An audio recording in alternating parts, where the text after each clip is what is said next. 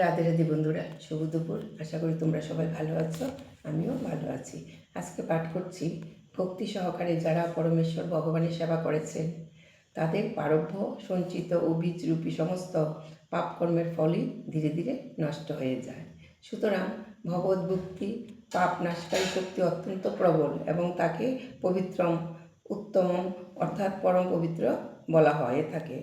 ভক্তিমূলক কার্যকলাপকে কখনোই জড়জাগতিক বলে মনে করা উচিত নয়, যদিও আপাত দৃষ্টিতে কখনো কখনো মনে হতে পারে যে কৃষ্ণ ভাবনাময় ভক্ত সাধারণ মানুষের মতোই কর্তব্যকর্মে লিপ্ত।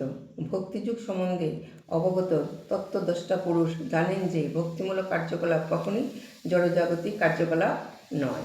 সেই সমস্ত কার্যকলাপ জড় প্রকৃতির গুণের অতীত, চিন্ময় এবং ভক্তি ভাবময়।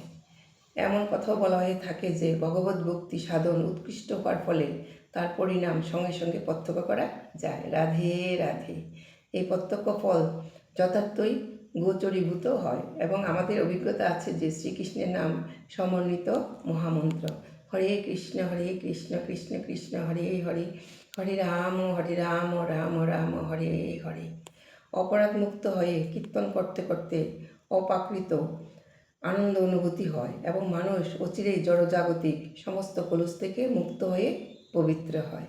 এটি বাস্তবিকই দেখা গেছে। অধিকন্ত কেবলমাত্র কীর্তন বা শ্রবণ করাই নয়, সেই সঙ্গে যদি কেউ কৃষ্ণ ভাবনাময় ভক্তিযুগের কথা প্রচার করে অথবা কৃষ্ণ ভাবনামিত প্রচারের কাজকর্মে সহযোগিতা করে, তবে সে উত্তরোত্তর পারমার্থিক প্রগতি অনুভব করতে পারে। পারমার্থিক জীবনের এই উন্নতি কোনো পূর্বার্জিত শিক্ষা বা যোগ্যতার উপর নির্ভর করে না। এই পন্থাটি এত পবিত্র যে তা অবলম্বন করা মাত্রই মানুষ আপনা থেকে পবিত্র হয়ে ওঠে। এই বলে বন্ধুরা, আজকে এখানে পাঠ শেষ করছি। তোমাদের কেমন লেগেছে কমেন্ট করে জানাবে। রাধে রাধে।